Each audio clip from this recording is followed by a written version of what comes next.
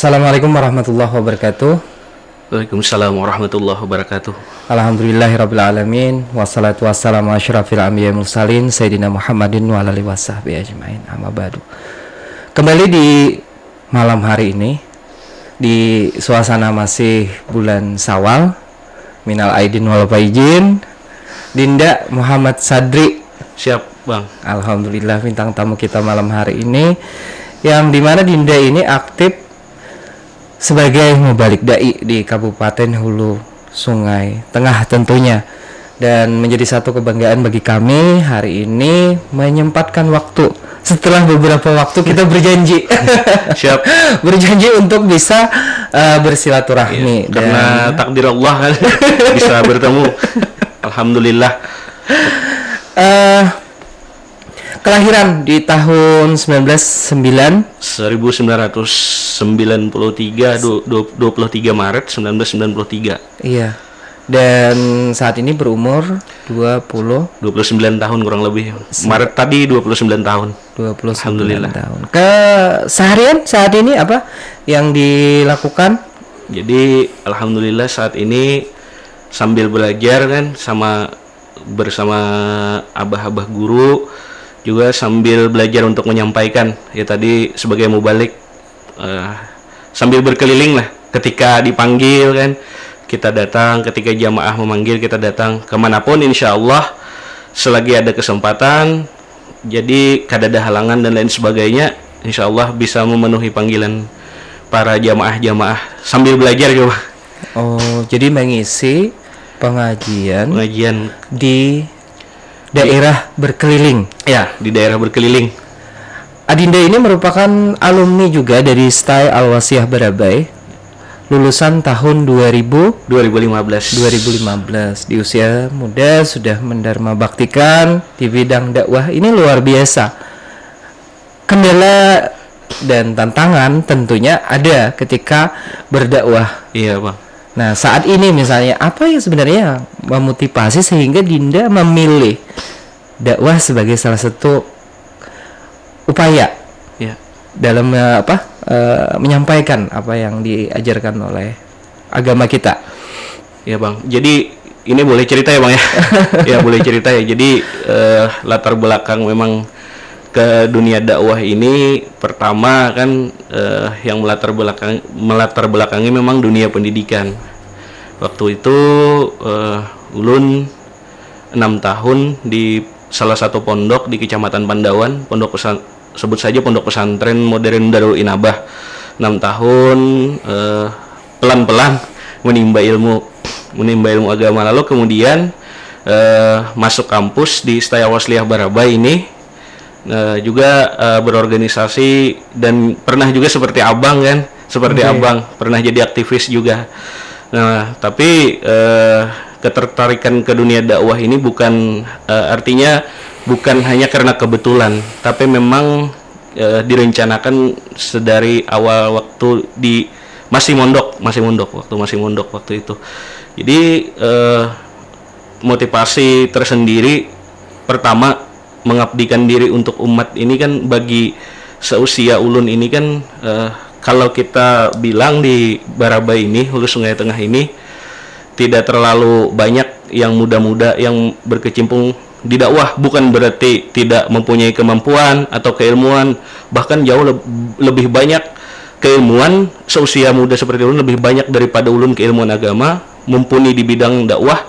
Namun terkadang memang pertama ketertarikan itu sendiri, minat dari diri sendiri untuk berdakwah itu sendiri yang terkadang anak muda ini bisa ulun katakan bahwa terkadang lebih mengecimpungi bidang-bidang yang lainnya, seperti misalnya mengajar di sekolah kan, dan misalnya juga entrepreneur atau jadi pengusaha-pengusaha kecil. Terbukti kan banyak pengusaha-pengusaha muda di Barabai ini yang memang berkecimpung.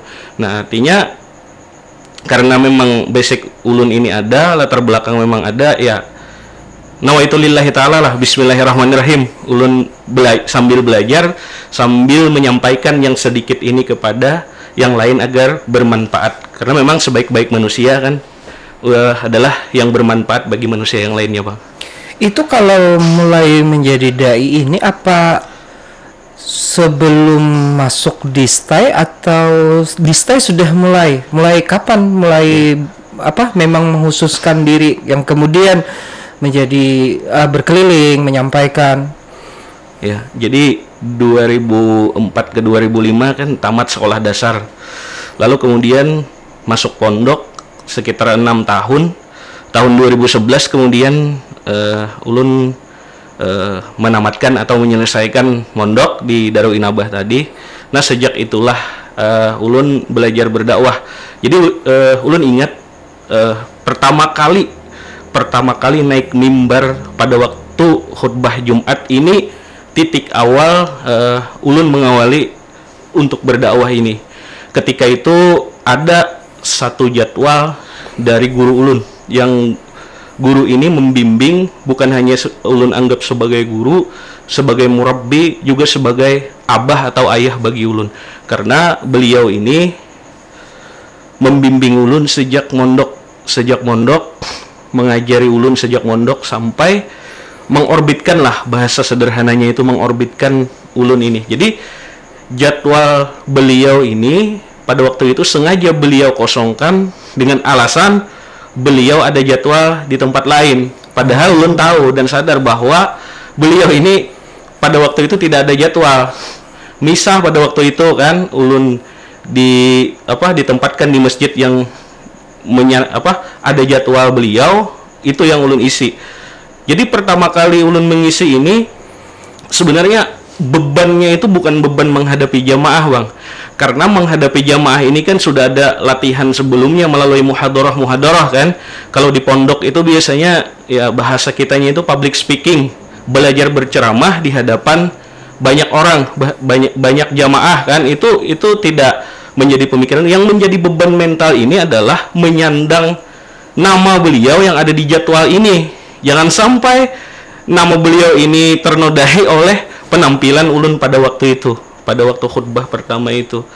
Jadi alhamdulillah khutbah ulun laksanakan dengan persiapan-persiapan yang memang ya luar biasa lah, karena beliau juga menitip pesan sederhana pada ulun kan sebelum mengisi ini. Artinya beliau berpesan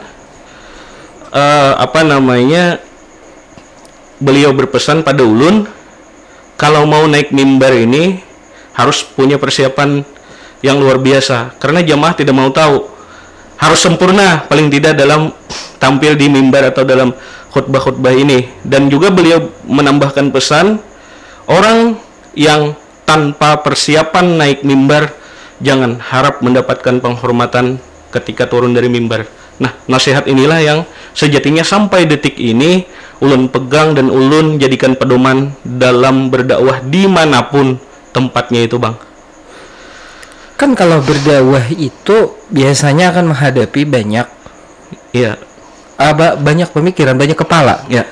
Nah, ada beberapa mubalik kita yang punya pemikiran sendiri, yang kemudian ingin memaksakan dengan kehendak dari jemaah misalnya, karena ada perbedaan persepsi misalnya. Nah, selama ini menghindari dakwah yang seperti itu, apa yang dilakukan oleh Dinda di lapangan? Ya, jadi pertama yang patut ini berdasarkan pengalaman ulun berdasarkan pengalaman ulun dari 2011, pertama yang harus kita pelajari adalah peta dakwah.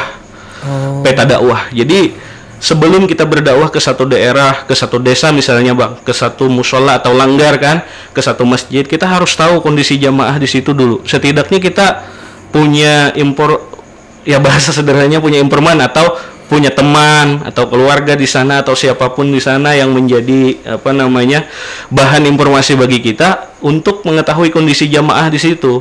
Jangan sampai kita datang ke sana memaksakan apa yang kita sampaikan, walaupun memang pada dasarnya qulil haq walau kana murran ini, sampaikan kebenaran walaupun pahit kan. Cuma kalau kebenaran disampaikan dengan dipaksakan atau dengan kekerasan, orang juga akan lambat untuk menerima kebenaran itu kan.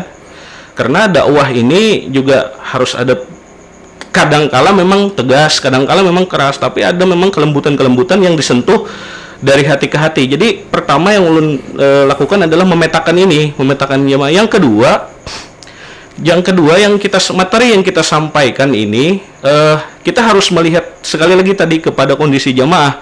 Masalah-masalah furu'iyah, perbedaan-perbedaan pemahaman dari konteks fikih itu jangan sampai diperbesar gara-gara ketika kita berdakwah itu. Artinya persoalan-persoalan furu'iyah ini coba kita letakkan dan dudukan bersama-sama saja. Karena kita satu akidah, satu agama. Artinya ini bukan menjadi persoalan yang mendasar kan? Bukan menjadi persoalan yang mendasar. Nah, yang selanjutnya juga ulun kada segan-segan Bang memohon maaf jika seandainya jamaah ini bertanya, walaupun motif pertanyaan dari jamaah ini kan berbeda-beda Bang. Terkadang ada yang memang sudah tahu lalu kemudian tetap menanyakan, hanya ingin menguji kan?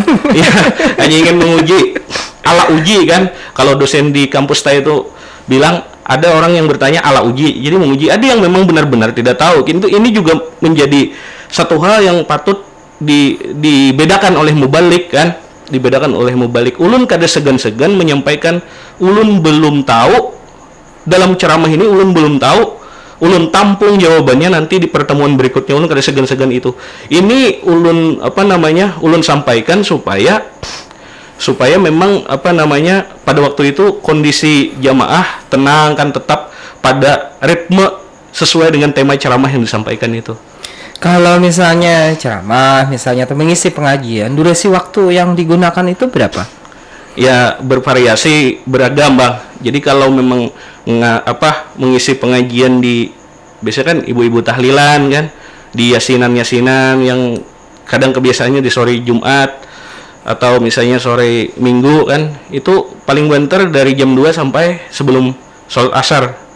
Kurang lebih 45 menit sampai 1 jam lah. Nah, kalau di masjid atau musola itu kita kan ngambil waktu di antara sholat wajib.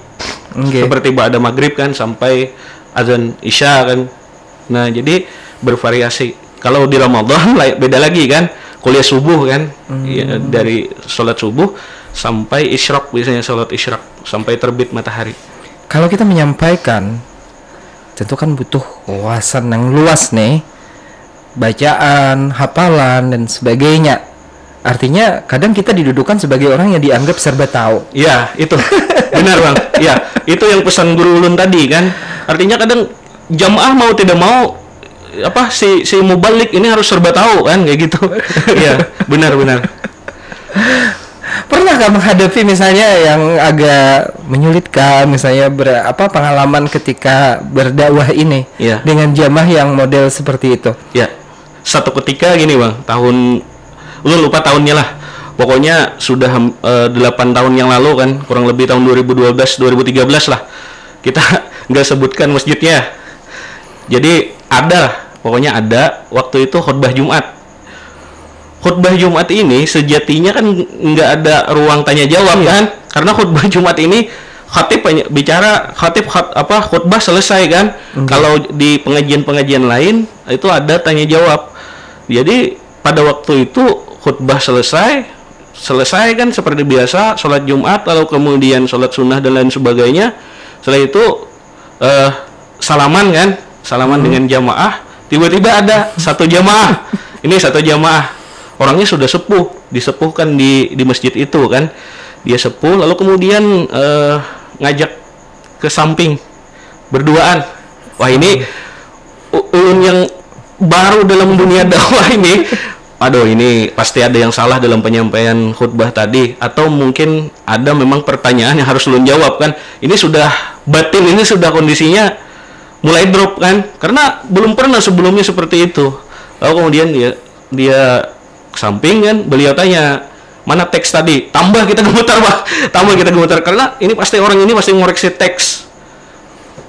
Jadi teks itu nambil kan, lalu kemudian berikan ke beliau tadi, dia baca. Tapi teks ini Bang, alhamdulillah ulun punya guru pembimbing tadi. Teks ini beliau yang bikin, tapi ulun dalam pengembangannya, kerangka khutbah ini beliau yang bikin. tapi pada pengembangan penyampaiannya itu ulun menambahkan. Jadi beliau koreksi kan, per lembar dibuka kan, per lembar dibuka. Ini ulun diam aja, nggak bisa bersuara lagi kan gitu. Jadi dibuka, setelah itu langsung ngasih ke ulun teksnya tadi. Lalu ulun bilang ulun sampaikan ke beliau bahwa teks ini dari guru ulun kan kayak gitu. Kebetulan guru ulun juga ngisi pengajian di situ. Lalu kemudian senyum beliau dan beliau tinggalkan ulun sambil salaman kan kayak gitu. Jadi itu yang ulun ingat lah terkait dengan kondisi jamaah yang kadang kita nggak bisa nebak.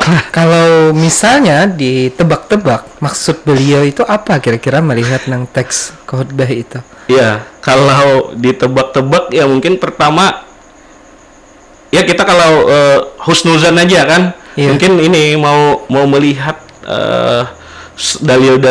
dalil-dalil hukum yang ada pada teks itu mungkin, atau memang beliau sengaja untuk mencari dan mengoreksi. Tapi ini sekali lagi kita husnuzan aja kepada beliau kan gitu. Iya. Kalau penyampaian khutbah Jumat, ada yang menyampaikan kan mungkin agak beda ya dengan khutbah hari raya yang dibagikan teksnya. Iya. Apa bedanya misalnya kalau memang boleh lepas dari teks atau memang harus pakai teks? Sebenarnya kalau ini kan pendapat ulun secara pribadi, teks ini sebenarnya membantu bagi kita agar penyampaian khutbah ini tidak bias, karena waktu khutbah ini juga terlalu lama tidak baik kan. Terlalu lama khutbah Jumat ini tidak baik. Artinya kita harus melihat juga situasi dan kondisi jamaah itu sendiri. Yang penting inti dari khutbah ini adalah menyampaikan wasiat atau menyampaikan pesan kepada jamaah itu sendiri. Nah, jadi dengan adanya teks ini, agar si khotib ini, kalau ulun kan biasanya memakai teks ini untuk menjadikan kerangka khutbah ini agar tidak melebar kemana-mana. Tapi sebenarnya juga dalam kesempatan lain terkadang juga ulun tidak memakai teks.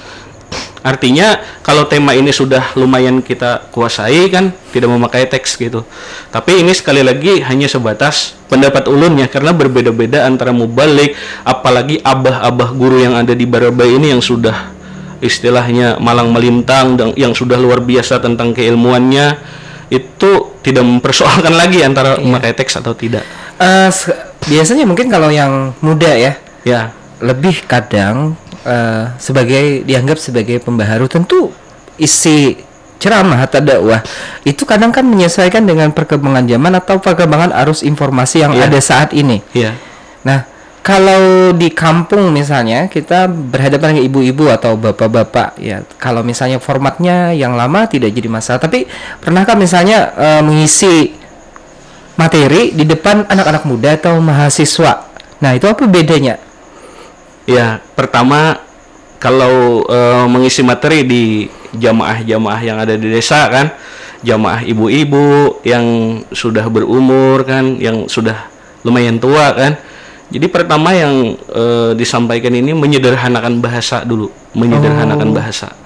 Artinya bahasa Indonesia memang kita perlukan kan, tapi lebih banyak memakai bahasa-bahasa sederhana, bahasa Banjar kan. Ini untuk memahamkan jamaah itu sendiri. Nah, kalau katakanlah misalnya di forum-forum mahasiswa, nah itu kita memilih bahasanya juga sedikit banyaknya kan ada mengandung bahasa-bahasa ilmiah misalnya. Yang kedua, materi yang disampaikan di mahasiswa dengan di desa-desa, di kampung-kampung, ini bukan persoalan membedakan jamaah emang lah, bukan membedakan kualitas jamaah, tapi memang itu tadi kembali kepada peta dakwah itu, materi-materi yang memang orang ini membutuhkannya kan kayak gitu, di kampung kan, di desa membutuhkannya. Tapi kalau ulun lebih senang menyampaikan materi-materi tentang pembenahan dan penataan hati misalnya, bagaimana kita menjaga diri kita agar tidak banyak berbuat dosa kan. Itu ibu-ibu yang tua-tua, yang senior-senior secara umur kan, itu hikmat mendengarkannya. Nah, berbeda dengan anak muda, kita materi-materi yang memang mengajak mereka untuk senantiasa artinya mensyiarkan agama itu sendiri kan, mendekatkan diri kepada Allah dengan apa namanya senantiasa mensyiarkan agama Islam itu sendiri. Ditambah juga dengan contoh-contoh yang memang seperti yang Pian katakan tadi, kontekstual. Ini kan daerah kita ini kan luas ya, Kabupaten Hulu Sungai Tengah ini. Iya. Terpencil misalnya, sebut aja misalnya kalau daerah Batangalai Timur, ada di Iya. Batu Tangga, ada Hinas Kiri, terus ada di Labuan Amas Utara, Mantaas, kalau dihentakan apalagi. Pernahkah mengisi daerah-daerah yang agak sulit terjangkau dari jarak, Mal? Iya. Jadi benar, Batang Alai Timur kan daerah yang sudah masuk di Pegunungan Meratus kan. Iya. Beberapa waktu yang lalu sebelum bulan Ramadan, ulun pernah diminta ngisi di Kecamatan Hantakan di desa, tepatnya itu di Desa Buntu Kindingan. Oke. Nah, Kindingan ini kan berbatasan langsung dengan kabupaten tetangga kita, Hulu Sungai Selatan, Kandangan kan. Oke. Nah, di masjid itu lu lupa nama masjidnya. Di masjid itu kan banyak sekali saudara-saudara kita yang ada di Kindingan itu yang mualaf. Oh. Nah, yang mualaf. Pertama yang menjadi hal yang sulit ya. Hal yang sulit itu adalah rute jalan. Nah, pada waktu itu kan ngisi khutbah Jumat ke sana, Bang. Jadi kita berangkatnya itu bukan dari jam 11. Kalau biasa di daerah-daerah kita di Barabai ini aja itu jam 12 atau jam 11.30 lah paling tidak kan. Nah, itu bisa berangkat, tapi kalau ke sana jam 10.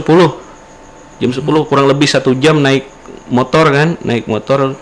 Nah, 1 jam, rutenya juga naik turun gunung kan, mungkin Abang pernah juga ke sana. Nah, jadi itu yang menjadi kendala terkait dengan rute itu sendiri. Kalau untuk membagi waktu bersama keluarga, kan jadwal dakwah tentu padat. Iya. Apalagi nama Adinda Ustadz Sandri saat ini sudah mulai naik ya kan. Nah, dengan ya itu tadi memang bahwa dengan dikenalnya ini maka jadwal itu tentu ada banyak warga yang meminta untuk mengisi. Kalau untuk penambahan jadwal dan membagi waktu bersama keluarga ini bagaimana? Sudah punya anak? Alhamdulillah sudah 1. Istri masih 1? Ya, istri 1, Bang, insyaallah komitmen 1. Walaupun memang secara perintah agama memang boleh lebih dari 1. Tapi untuk sementara kemampuan ulun secara pribadi 1 dulu lah. Iya. Ya, jadi apa namanya? Naudzubillah min riya, ulun berlindung kepada Allah dari riya, ujub dan sombong. Untuk apa namanya? Membagi jadwal itu sudah ulun pikirkan jauh-jauh hari kan. Memang pada saat ini karena memang aktivitas ulun memang hanya di dunia dakwah sementara waktu, artinya alhamdulillah seimbang antara keluarga dengan berdakwah itu sendiri. Artinya bahkan mungkin lebih banyak juga di rumah. Sekarang ini ulun sudah jadi anak rumahan karena ada istri, ada anak kan udah lengkap jadi anak rumahan. Kalau dulu 6 tahun 7 tahun yang lalu masih masa-masa mahasiswa, itu anak kos tidur di kos kan dan sebagainya. Jadi alhamdulillah bisa lah untuk waktu, bahkan lebih banyak di rumah lah. Iya. Adinda dulu aktif di Himpunan Mahasiswa Islam Indonesia dan saat ini menjadi juga majelis ya. Iya, alumni. Apa kalau sebutannya KHMI ya? Kops, alumni Himpunan Mahasiswa Islam KHMI. Dan tentu kadang juga memberikan bimbingan untuk adik-adik kita di kaderisasi. Ya. Nah, untuk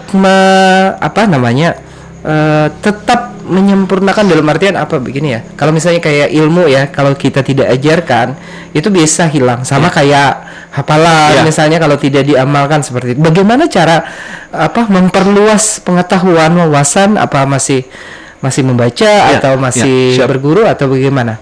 Pertama, keilmuan yang ada pada diri kita masing-masing ini terbatas. Ini yang perlu kita sadari bersama-sama. Yang kedua, jangan pernah merasa mapan terhadap keilmuan yang sudah ada pada diri kita.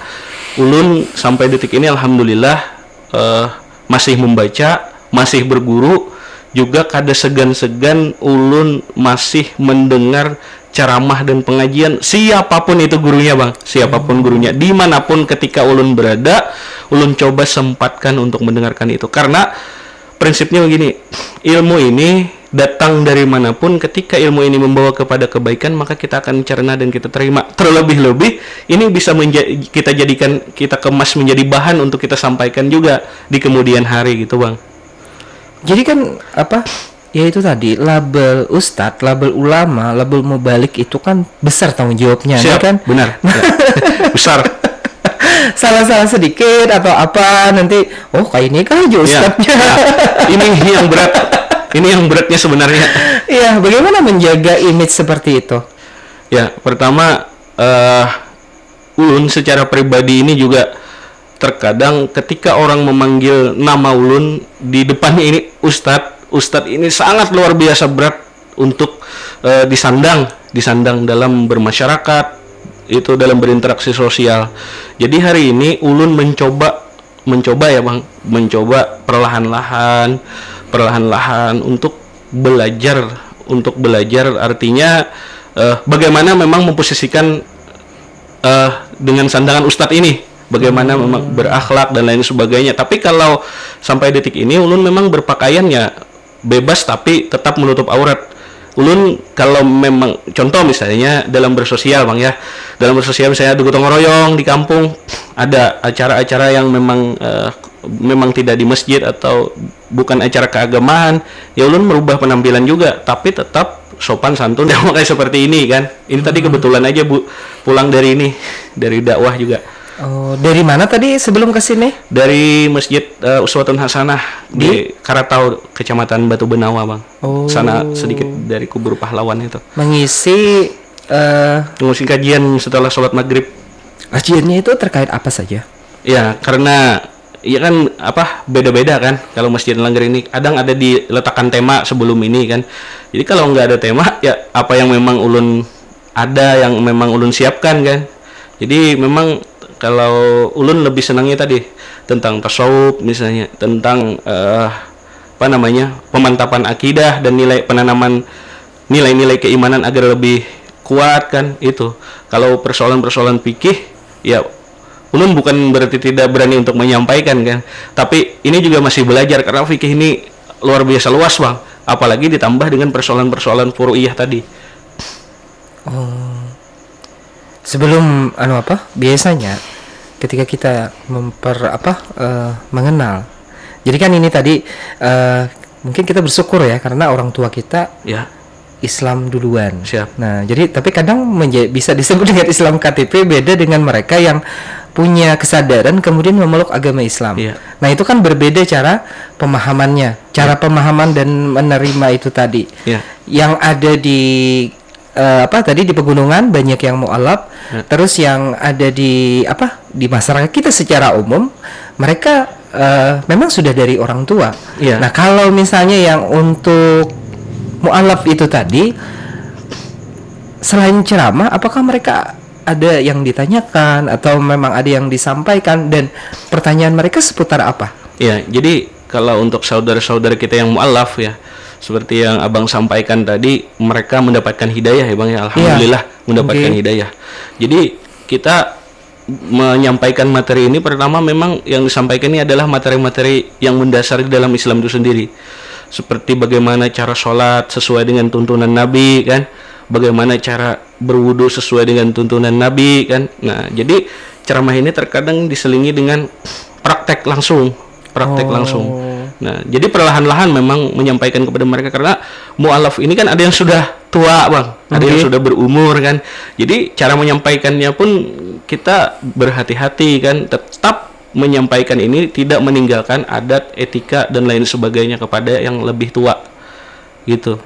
Kalau Adinda untuk komunitas Dai Mubalik di Hulu Sungai Tengah ini yang aktif di mana? Jadi untuk sampai saat ini secara kelembagaan yang terorganisasi belum ada yang ulun ikuti, belum ada. Tapi kalau memang ada mungkin ya para mubalik itu yang misalnya aktif di BKPRMI, misalnya aktif nggak di BKPRMI? Belum bang, belum ada. Oh, Ya. belum ke sana lah PKPRMI. Belum. Tapi memang ada organisasi-organisasi yang mewadahi itu ya. Iya. Tapi kalau untuk selama ini tentunya sebagai ulama itu kan juga tentu dekat dengan umara, ya kan? Iya. Kan dalam pembangunan ini pasti Iya. ada ulama, ada umara yang membimbing dan mengarahkan. Iya. Bagaimana sebenarnya komunikasi selama ini dengan pemerintah, apalagi misalnya untuk pembinaan keagamaan yang Dinda rasakan? Ya, jadi gini, selama pemerintah ini sejatinya memerintah dalam konteks mensejahterakan rakyat, itu memang kita sangat mendukung, sangat mendukung.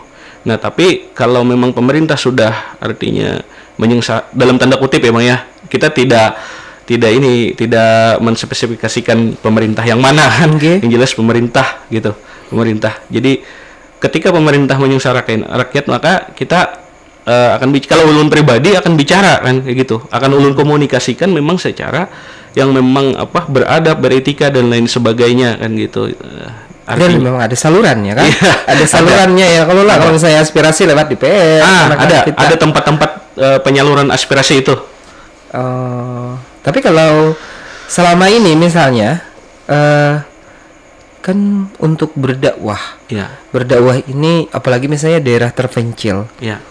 Ya kita kalau berbicara rezeki memang Allah Subhanahu Wa Taala sudah memberikan kepada kita mungkin. Tapi adakah pada satu saat itu kekurangan materi misalnya yang kemudian mengakibatkan dakwah itu agak terhambat?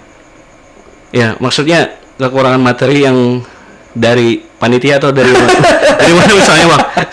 Ini pertanyaan yang kan ada seperti ini ceritanya. Ya. Bersedekahlah lo yang di rumah disedekahkan semuaan, bahkan ya kalau sampai atap rumah, dinding kayu rumah. Kenapa aja rumahnya jabahnya bicara mah di masjid tadi jangan nyuruh bersedekah habisnya semua.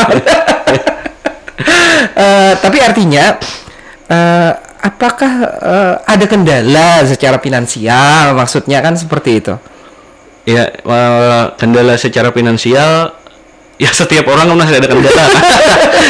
Disadari atau tidak disadari kan, cuma gini, benar yang Pian sampaikan tadi sebelumnya kan, bahwa kita sandarkan segala sesuatunya kepada Allah Subhanahu Wa Taala itu sendiri, karena rezeki ini artinya bukan hanya persoalan materi kan, bukan hanya persoalan duit dan lain sebagainya, tapi ujar orang kan kada ada duit ya sakit juga kepala gitu.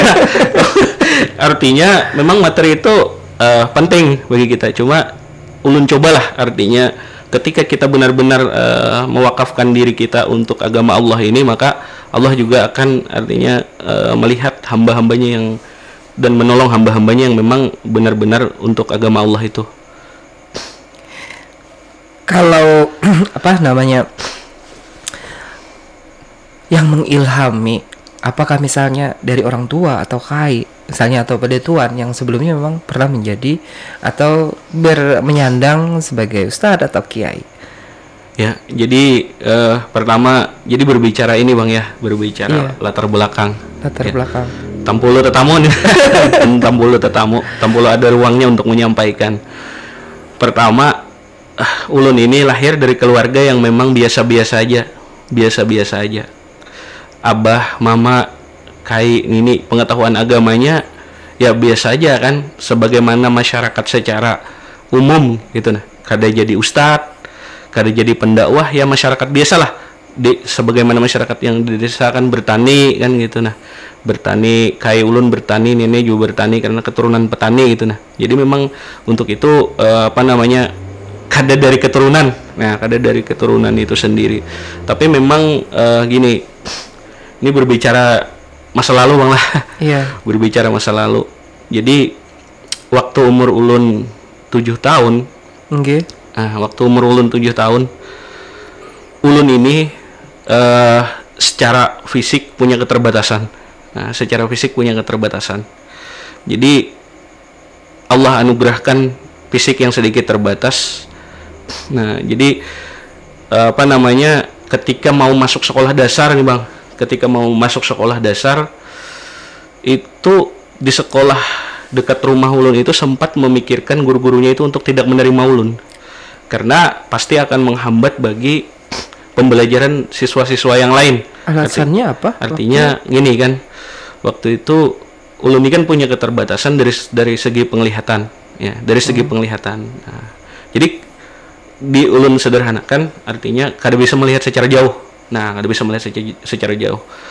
Nah, dan ini bawaan mulai lahir. Lalu kemudian mendaftar diri sama orang tua waktu itu, abah mama, ke sekolah itu, tapi ternyata ada beberapa guru yang memang mempermasalahkan itu. Artinya ketika ulun dimasukkan bersama anak-anak yang normal, itu akan menghambat pelajaran anak normal itu. Karena memikirkan ulun aja gitu nah. Memikirkan ulun aja. Tapi ada salah satu guru yang sampai hari ini mudah-mudahan rasa hormat ta'zim ulun kepada beliau kada berkurang. Beliau ini yang menjamin tetap dia masuk ke SD ini, kalau guru-guru lain kada hendak maingun, kada hendak jadi wali kelasnya, biar aku sampai inya kelas 6 itu jadi walinya. Jadi ketika inya naik kelas 2 aku walinya, naik kelas 3 walinya sampai kelas 6. Nah, guru ini yang artinya menyelamatkan ulun lah untuk diterima di sekolah yang secara normal itu tadi bergabung. Alhamdulillah, mungkin atas izin Allah, atas pertolongan Allah Subhanahu wa taala, sampai kelas 6 alhamdulillah tidak pernah tidak naik, bahkan di 3 besar ranking tidak pernah keluar dari 3 besar itu. Jadi kalau tidak ranking 1, 2, 3, alhamdulillah berkat izin Allah dan pertolongan Allah itu. Jadi keterbatasan fisik inilah keterbatasan fisik inilah yang sejatinya menjadi motivasi bagi ulun, agar terus belajar bahwa kalau orang lain bisa, kenapa ulun kada bisa? Kalau orang lain mampu, kenapa ulun kada mampu? Kalau ulun mengurung diri mengurung diri karena keterbatasan fisik, karena pada waktu ini kilas balik, pada waktu anak-anak 90-an itu bulinya juga minta ampun. Kalau di sekolah membulinya minta ampun juga. Artinya di SD waktu sekolah itu juga ulun kada luput dari bulian itu.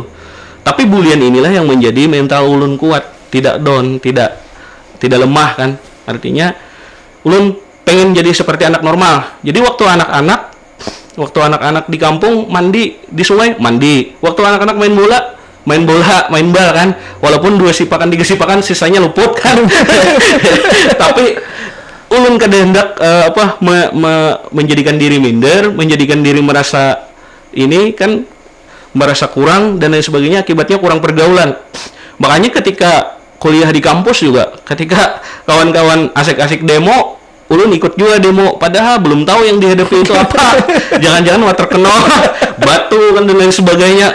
Tapi mental inilah yang sejatinya alhamdulillah mungkin menempa ulun ya berbicara di depan umum ini kada menjadi persoalan dan kada menjadi hambatan. Kenapa? Karena ulun kada tahu muha mimik wajah jamaah ini apakah sarik lawan ulun, apakah takorehing lawan ulun kan, apakah misalnya menjuluri ilat, kada begaduh, kada peduli. Pokoknya apa yang ulun sampaikan itu sudah titik. Dan ini alhamdulillah sejatinya bagi teman-teman ulun sebaya di pondok ini menjadi tantangan terberat mereka kan, karena mereka melihat terus ke muka-muka jamaah ini. Sudah ulun kan, oh biasa aja jamaah, karena kada melihat juga wajah-wajah, kondisi wajah jamaah itu. Kalau tidak bisa melihat jauh, berarti jarak yang bisa dilihat itu? Jadi gini kalau persoalan penglihatan ini, kalau objek-objek besar itu agak kelihatan kalau jauh. Seperti abang duduk di depan nih kan, bisa kelihatan komputer dan alat-alat lain kelihatan. Tapi kalau udah objek ini agak mengecil seperti tulisan, nah ini perlu jarak dekat. Makanya ketika ulun ceramah menyampaikan dakwah, ini persiapan ulun nih luar biasa. Persiapan ulun luar biasa. Kalau kita menyampaikan isi kitab ini setidaknya ulun hafal dulu atau ulun tulis agak lumayan besar. Nah, artinya kalau mubalik lain misalnya menyampaikan persiapannya 1 hari, kalau 1 minggu, walaupun itu penyampaiannya cuma 30 menit misalnya, tapi ini alhamdulillah lu menikmati dengan ini kan. Artinya kalau kita lama persiapannya, insya Allah waktu penyampaiannya ini tidak mengalami hambatan dan lain sebagainya gitu Tapi tidak menggunakan kacamata. Aku ini kan plus nih, sama sebenarnya tidak bisa melihat secara jauh Ya. tulisan-tulisan tapi pakai kacamata. Tapi adiknya tidak memakai kacamata ya, alat bantu atau apa? Jadi kelas 4 SD pada waktu itu guru kepala sekolah ulun pernah mengusahakan untuk membawa ke rumah sakit ke spesialis mata, Bang. Karena si Din melihat prestasi ulun kan, sayang kalau mata ini tidak dibenahi ya. Tidak dibenahi. Kalau kan nanti ke luar dari SD itu ke sekolah-sekolah yang memang sekolah-sekolah yang memang terkena kan ini itu dan lain sebagainya. Jadi beliau berpikirnya itu dibawalah ke spesialis mata. 6-7 kecamatan, Bang, dicoba dari berbagai jenis penyakit, min plus apa dan lain sebagainya, radiasi, anti radiasi dan lain sebagainya. Lensa itu sampai tebal. Tetap tidak ada pengaruhnya. Jadi ini yang pertama. Yang kedua, pernah juga ulun usahakan secara sendiri. Ulun ini artinya mendengar kabar kan ada penyakit yang sama seperti ulun ini kan. Lalu kemudian ulun coba juga memeriksakan ke spesialis mata, ternyata juga tidak ada ini, sama aja, tidak ada perubahannya. Jadi ya udah, ulun bilang kayak gini aja, bismillahirrahmanirrahim. Ulun nikmati aja sudah kondisi ini. Alhamdulillah mendapatkan seorang istri, mendapatkan seorang anak. Alhamdulillah. Dinda dulu kalau tidak salah waktu masih mahasiswa kan aku udah dapat kabar katanya ada kecelakaan. Iya. Kemarin itu kecelakaannya mengakibatkan apa kemarin itu, luka katanya lah. Luka di robek panjang sekitar 14 sampai 15 cm di bagian paha ini, Bang. Itu karena apa kecelakaannya? Jadi waktu itu kan kita di organisasi HMI silaturahmi. Silaturahmi ke rumah-rumah kader, kebetulan pada waktu itu giliran silaturahmi ke Tanjung, ke Tabalong. Ada salah satu kader HMI orang Tabalong yang bersekolah di STAI. Nah, kita silaturahmi lalu berangkat. Pada waktu itu saya dibonceng teman. Nah, naik kendaraan pada waktu di desa Kapar itu, kalau nggak ada salah, desa Kapar itu ketika hendak ini nyelip salah satu mobil. Ulun ingat Toyota Rush warna putih. Toyota Rush warna putih. Tapi bukan milikku kan? Bukan milik Abang. Bukan. Saya warna putih. Karena dulu pun ada bawa mobil juga belum ya kan? 2017 itu, Bang, tepatnya. Ulun ingat hari Jumat 2017 sore Jumat sekitar jam 2. Itu waktu nyelip ini mobil Toyota Rush itu ternyata truk ada di depan truk dam yang angkut pasir itu. Pasir kan, batu. Nah, lalu keserempet sama yang di samping truk itu ada besi yang bumper bagian samping.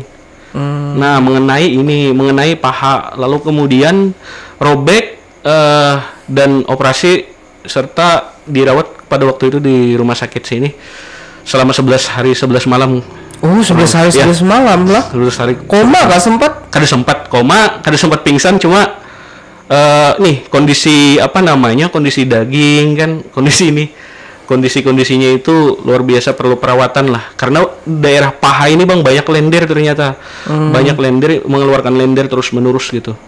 Itu dibantu kah kemudian dengan pin atau tidak sama sekali kemudian alami? Alhamdulillah, karena kondisi tubuh ulun ini gempal. Kondisi tubuh ini banyak dagingnya, karena itu lalu kemudian cuma sebatas daging. Nah, kalau pada waktu itu di rongsen di bagian lutut ternyata tidak mengenai tulang. Alhamdulillah. Jadi dagingnya aja yang hancur semua seperti di blender itu. Ya. Tapi akhirnya normal kembali. Alhamdulillah normal, cuma di bagian daging ini ada yang bekas-bekas jahitan. Kemudian ada yang bagiannya yang dagingnya kosong, isinya kosong kan karena sudah keluar.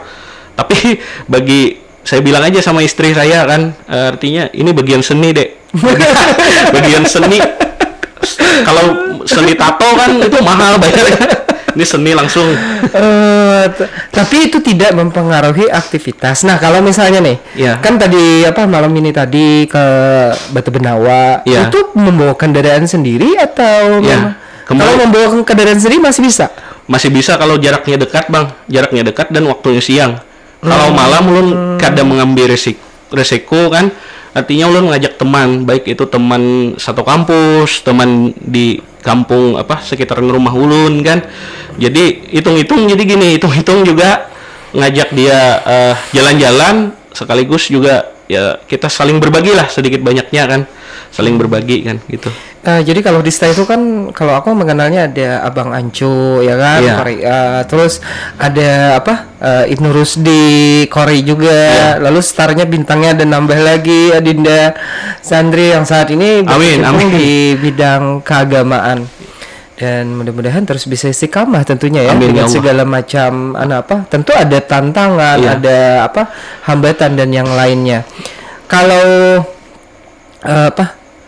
kalau kedepannya nih untuk mengembangkan dakwah Siap. di daerah, ada harapan nggak bagaimana sebenarnya pola ke depan?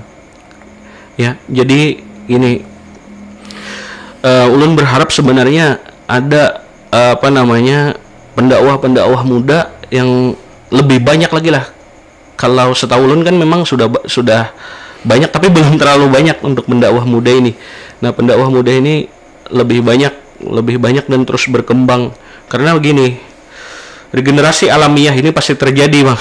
Regenerasi alamiah, seleksi alamiah, artinya abah-abah guru ini yang sudah sepuh-sepuh, yang sudah berumur dan lain sebagainya itu kan perlahan-lahan Allah ambil mereka kan. Nah, kalau tidak ada regenerasi ini menurut ulun dalam segi perjalanan agama Islam ini amat sangat berbahaya. Artinya jangan sampai umat ini galau, jangan sampai umat ini gamang karena tidak ada yang membimbing mereka kan gitu. Artinya mudah-mudahan ke depan pendai-pendai muda baik latar belakang dari pondok manapun itu, mari kita sama-sama berpegangan tangan, mari kita sama-sama melangkahkan kaki untuk terus berdakwah dimanapun serta kapanpun tempatnya itu.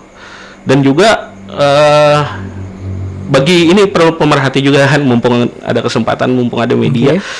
Bagi pemerintah juga artinya perhatiannya juga harus khusus untuk mubalik yang ada di hulu Sungai Tengah ini. Artinya mereka harus diberikan ruang, bukan persoalan perhatian yang lain-lainnya ya Bang ya. Tapi mereka harus diberikan ruang khususnya bagi pendakwah-pendakwah yang muda-muda ini. Nah, karena banyak memang anak-anak muda yang mampu dan dapat berdakwah, tapi terkadang juga tantangannya atau halangan yang menjadi hambatan atau halangannya ini ketidakadaan ruang bagi mereka untuk mengembangkan dakwah itu sendiri. Nah, misalnya karena memang masih banyak yang tua-tua kan misalnya, lalu kemudian yang muda-muda tidak dipakai dulu, itu kan tidak ada ruang artinya bagi yang muda-muda. Nah, ke depan artinya yang tua tetap kita tuakan, yang sudah sepuh tetap kita sepuhkan, tapi berilah sedikit untuk yang muda-muda ini menyampaikan berdakwah atau menjadi mubalik itu sendiri. Ya kan kemarin aku tuh baca yang dari jadi di Bipos itu. Nah, jadi di Bipos itu ada senior kita kan Pak Ismail Wahid, pengacara, juga ada Pak Subhan di Satpol PP, Kepala Satpol PP, yang menyampaikan bahwa apa yang disampaikan oleh Dinda itu sederhana, mudah dicerna. Nah, ini mungkin terkait seperti ini polanya. Kalau kami kan wartawan itu tidak menulis opini. Nah, jadi kami menulis apa yang dituturkan oleh narasumber.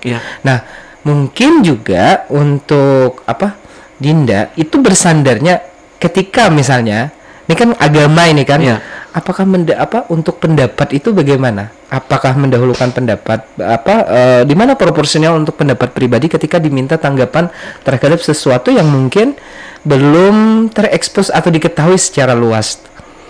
Ya, jadi dalam berdakwah ini yang patut diperhatikan adalah sumber atau bahan literatur atau bahan dakwah itu sendiri. Ya, kalau ulun artinya kita menyampaikan Al-Qur'an kan, ayat-ayat Allah, ayat-ayat firman-firman Allah, hadis-hadis Nabi kita Muhammad sallallahu alaihi wasallam kan, lalu pendapat-pendapat para ulama dan lain sebagainya. Nah, baru kemudian di dalam ceramah itu kita kembangkan dan kita memberi pendapat juga kan kayak gitu. Artinya begini, dasar dalam penyampaian dakwah ini harus kuat dan harus disampaikan terlebih dahulu, agar setiap pendapat yang disampaikan, setiap apa yang kita sampaikan secara pribadi ini bukan karena hawa nafsu pendapatnya, tapi karena memang berdasarkan pemahaman kita terhadap ayat-ayat Allah, firman-firman Allah dan hadis-hadis serta pendapat-pendapat para ulama yang lainnya. Luar biasa. Belajar bang, belajar. Masih belajar. Dihadapi mungkin, pernahkah berdakwah, berceramah di depan senior atau ulama yang lebih dituakan misalnya karena diminta? Iya. Jadi gini. Sebenarnya kalau itu pernah berhadapan di guru-guru yang memang dituakan pada waktu itu. Cuma gini prinsipnya, karena kita yang diminta duduk di depan, berarti kita yang harus menyampaikan. Tapi dengan catatan, sekali lagi, setiap penyampaian ulun kada pernah menghilangkan atau mengabaikan satu perkataan. Ulun mohon izin, ulun mohon bimbingan para guru-guru ulun, para alim ulama yang hadir di sini, dan ulun menyampaikan ini yang ilmu sedikit ini mudah-mudahan bermanfaat, dan tujuannya watawasau bil haq watawasau bis sabr, saling nasihat menasihati, saling mengingatkan dalam kebenaran dan saling mengingatkan dalam kesabaran itu. Jadi ini antisipasi juga Pak sebenarnya. Jangan-jangan ada sepuh orang yang mengerti agama tapi tidak memakai sorban, tidak memakai atribut kan. Nah, ini menjadi sering ulun sampaikan itu, bahkan setiap ceramah ini antisipasi sebenarnya. Jadi ya itu tadi kadang ketika misalnya ya kalau sudah ditekuni kan dunia ini, dunia dakwah ditekuni, tidak serta-merta tentunya orang akan bisa berceramah, menyampaikan, itu ada berproses dan yang lainnya. Misal untuk generasi muda yang ingin kemudian terjun ke dunia dakwah seperti Dinda, itu pesannya apa? Ya, pertama bagi teman-teman seusia ulun ataupun di bawah ulun usianya ya, yang lebih muda, yang memang memiliki latar belakang dakwah kan, pertama yang perlu disiapkan adalah mental dan diri kita, mental dan kepribadian kita. Artinya begini, dakwah ini sebenarnya bukan hanya sebatas ceramah, bukan hanya sebatas khutbah, bukan hanya sebatas berpidato, berbicara, tapi lebih dari itu. Dakwah ini adalah ibda binafsik. Ibda binafsik ini artinya adalah mulailah dari dirimu sendiri. Jadi kalau kita menyampaikan mari kita sholat, kalau kita menyampaikan mari kita puasa, pertama mulai dari diri sendiri kan, mulai dari kebiasaan. Nah, dan yang kedua, dakwah ini juga sekali lagi perlu proses. Jadi jangan berharap sedikit pun, jangan berharap ketika kita berdakwah lalu kemudian kita terkenal seperti ustadz-ustadz atau penceramah-penceramah terkenal. Jangan berharap itu, karena ketika itu berharap seperti itu sejatinya bukan tujuan kita. Dakwah ini kan tujuannya adalah mensiarkan agama Islam salah satunya. Dakwah ini adalah tujuannya adalah untuk mengingatkan orang lain yang tidak ingat atau lupa. Jadi bagi generasi muda, siapkan mental pertama, yang kedua siapkan kepribadian, siapkan segala sesuatunya, tapi catatannya jangan pernah takut. Dimanapun kita menyampaikan, kapanpun kita menyampaikan, insya Allah diterima aja oleh jamaah, diterima aja oleh orang lain selama penyampaian kita itu benar dan selama penyampaian itu beretika dan beradab gitu. Luar biasa. Karena memang public speaking ya kalau dikuasai, terus sering berdiskusi dan juga aktivis, dan ini menjadi yang membanggakan di podcast kita yang kalau tidak salah ini yang ke-10 kalau tidak salah. Alhamdulillah, terima kasih juga atas undangan dari Abang di podcast ini. Alhamdulillah bisa bicara sini Bang. Satu kehormatan, satu kebanggaan bagi ulun bisa bicara sini. Jadi awalnya deg-degan juga nih berhadapan non senior, berhadapan senior. Senior itu berarti tua ya kalau. Mas sudah tua ya sudah masuk umur tahun berapa nih? 2022 berarti 42 tahun. Oh, itu udah jadi abah ulun. Abah nih. Abah, tapi tua abah sedikit lah. Kalau anak nih Ajurun itu umurnya ini sudah masuk ke ke Win. Ya. Sudah 3 anak juga. Istri Bang. Istri tetap satu. Ya kalau lah kita pertama untuk selamanya.